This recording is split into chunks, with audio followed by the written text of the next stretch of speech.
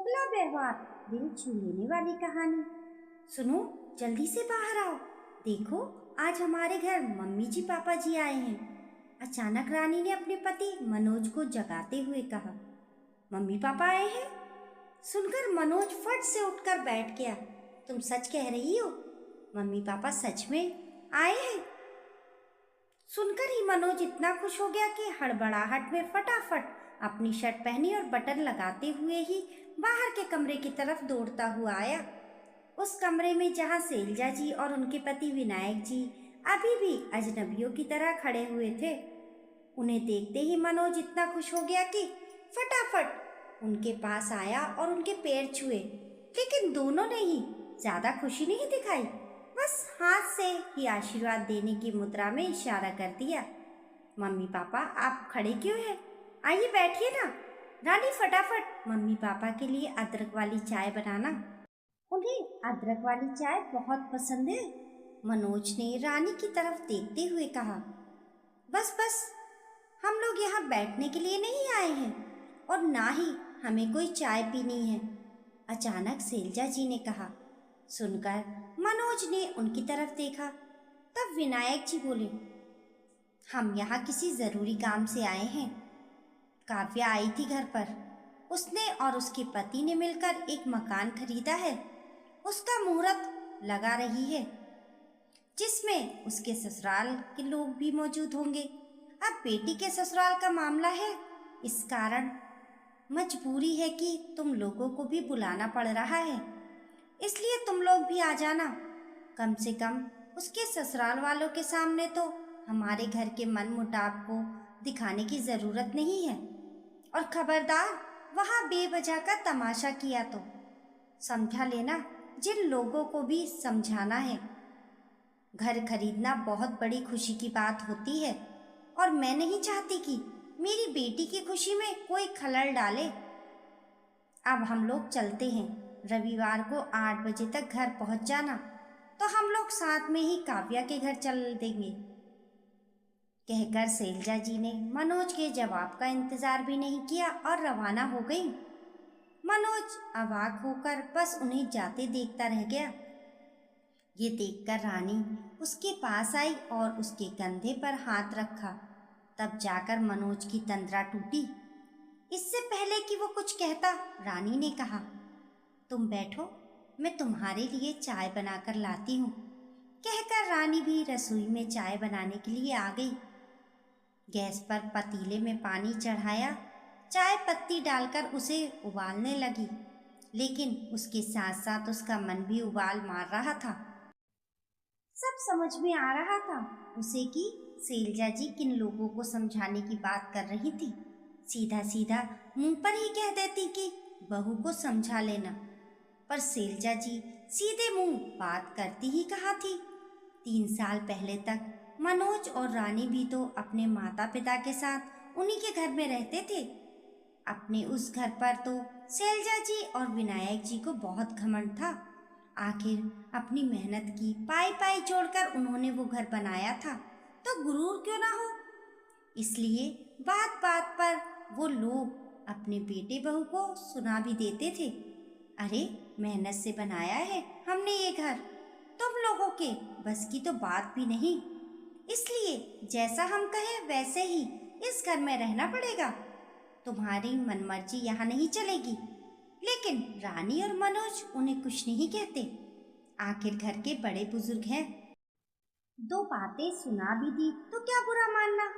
जब कभी पड़ोसी या रिश्तेदारी में या दोस्तों में सुनने को मिलता कि किसी के बेटे ने प्लॉट खरीदा है या मकान खरीदा है, तो पलटकर मनोज को जरूर सुनाते थे, देखो कितना काबिल बच्चा है उनका, अपने दम पर उसने प्लॉट खरीद लिया।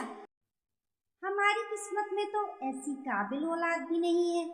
लेकिन हद तो तब हो गई जब वो लोग आए गए मेहमानों के सामने भी अपने बेटे बहू को सुनाने से बाज नहीं आए। बात तब की है जब मनोज और रानी के बेटे प्रथम ने जन्म लिया था। घर में इसके लिए अच्छा खासा आयोजन किया गया था। लोगों को दिखाने के लिए विनायक जी और शैलजा जी ने अच्छा खासा आयोजन करवाया था। हालांकि मनोज ने ही इसमें सारा पैसा दिया था।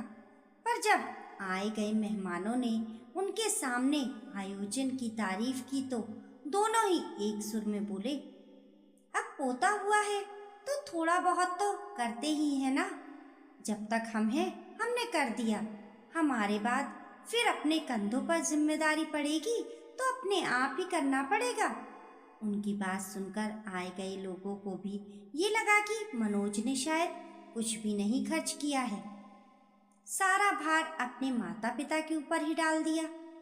ये बात मनोज के कानों में भी पड़ी, लेकिन लोगों के सामने अपने माता पिता से क्या ही बोलता।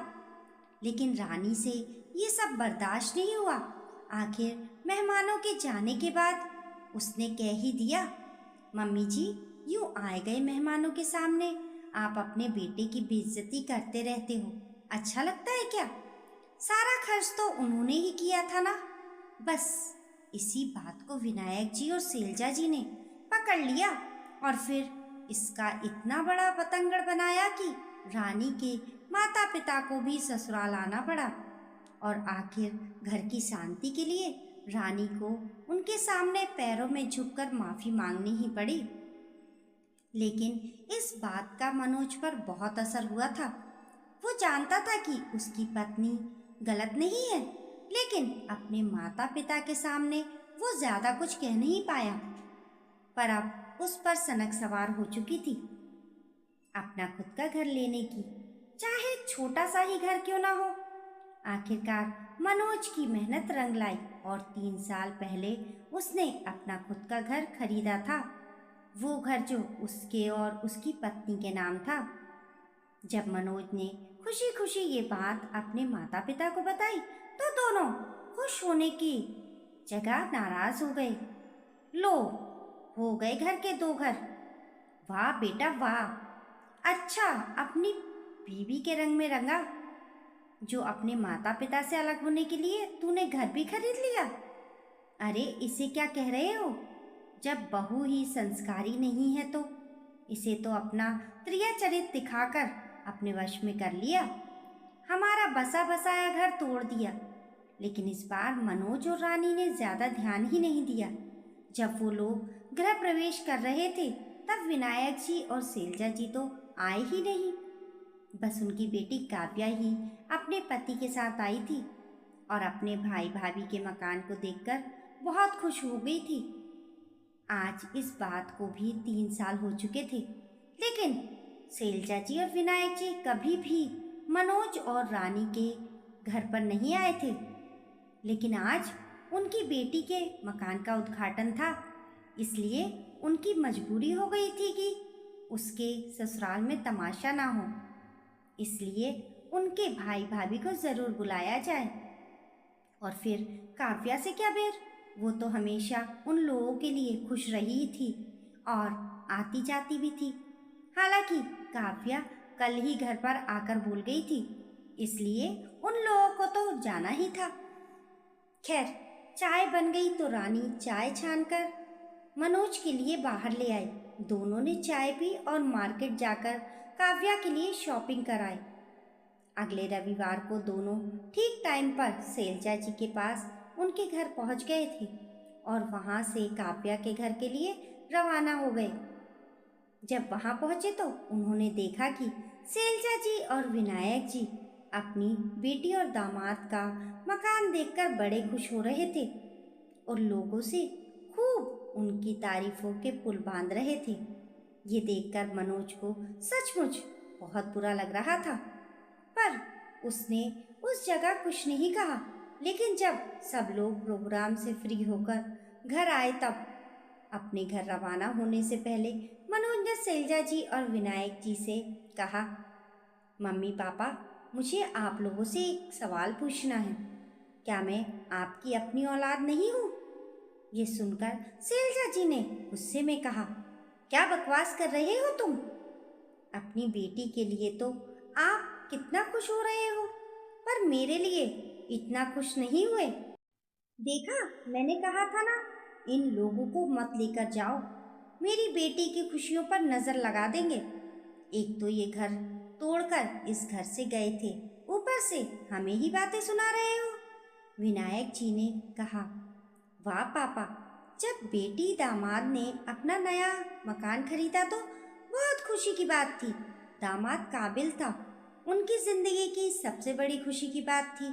लेकिन जब बेटे बहू ने मकान खरीदा तो बहू बेटे को लेकर अलग हो गई। घर के दो घर कर दिए। अपनी ही दोनों संतान में दो तरह की मानसिकता कैसे?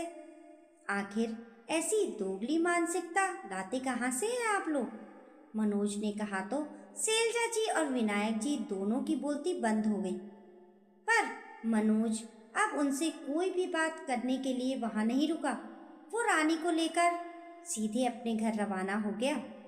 उसके बाद उसने कभी भी अपने माता पिता को मनाने की कोशिश नहीं की और माता पिता भी अपने ईगो के साथ ये मानने को तैयार नहीं थे कि उनकी कोई गलती है। दोस्तों, आपकी इस कहानी के बारे में क्या राय है? हमें कमेंट करके ज़रूर बताएं और कहानी पसंद आने पर लाइक और शेयर करें। ऐसी ही अच्छी अच्छी कहानियों के लिए चैनल को सब्सक्राइब करना ना भूलें। मिलते हैं फिर एक नई कहानी के साथ। तब तक के लिए नमस्कार।